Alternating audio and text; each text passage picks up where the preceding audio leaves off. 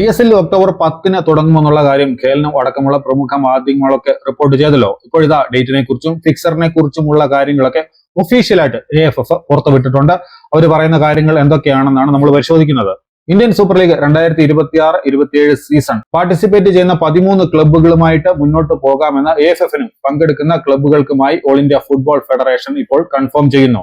Double round Robin ഫോർമാറ്റിൽ home and away ബേസിസിലായിരിക്കും മത്സരങ്ങൾ നടക്കുന്നത്.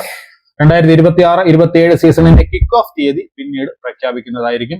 സീസണിനെ കുറിച്ചുള്ള കൂടുതൽ വിവരങ്ങൾ ഇൻക്ലൂഡിംഗ് ഫിക്സർ അടക്കമുള്ള കാര്യങ്ങൾ ഒരു സെപ്പറേറ്റ് കമ്മ്യൂണിക്കേഷനിലൂടെ പിന്നീട് അറിയിക്കുന്നതായിരിക്കും എന്നാണ് AFF പറഞ്ഞിരിക്കുന്നത്. അപ്പോൾ കഴിഞ്ഞ തവണ നടന്ന പോലെ ഒരു തട്ടിക്കൂട്ട് പരിപാടിയല്ല, പഴയതുപോലെ തന്നെ ഒരു നീണ്ട സീസണാണ് നമ്മളുടെ മുമ്പിൽ കാത്തിരിക്കുന്നത്. അപ്പോൾ ഒരു ക്ലബ്ബ് പ്രതിനിധി പറഞ്ഞ കാര്യം കൂടി AFF പറഞ്ഞിട്ടുണ്ട്. സീസണിലേക്ക് എത്ര ടീമുകൾ ഉണ്ടെന്ന് അറിയാൻ കഴിഞ്ഞതിൽ ഞങ്ങൾക്ക് സന്തോഷമുണ്ട്. ലീഗിനായുള്ള അത്യാവശ്യ കൊമേഴ്സ്യൽ ഡിസ്കഷനും ഫിക്സർ പ്ലാനിങ്ങും ഒക്കെ ആയിട്ട് ഇനി മുന്നോട്ട് പോകാൻ ഞങ്ങൾക്ക് കഴിയും എന്നാണ് ക്ലബ്ബ് പ്രതിനിധി പറഞ്ഞിരിക്കുന്നത്. അപ്പോൾ ഇനി IL സ്റ്റാർട്ട് ആകുന്ന തീയതി എന്നായിരിക്കും ഫിക്സറിന്റെ കാര്യങ്ങളൊക്കെ ഒഫീഷ്യലായിട്ട് നമ്മളെ AFF അറിയിക്കും. അതേസമയം ഡയമണ്ട് ഹാർബർ ഈ സീസണിൽ കളിക്കില്ല എന്നുള്ള കാര്യവും ഉറപ്പായിട്ടുണ്ട്.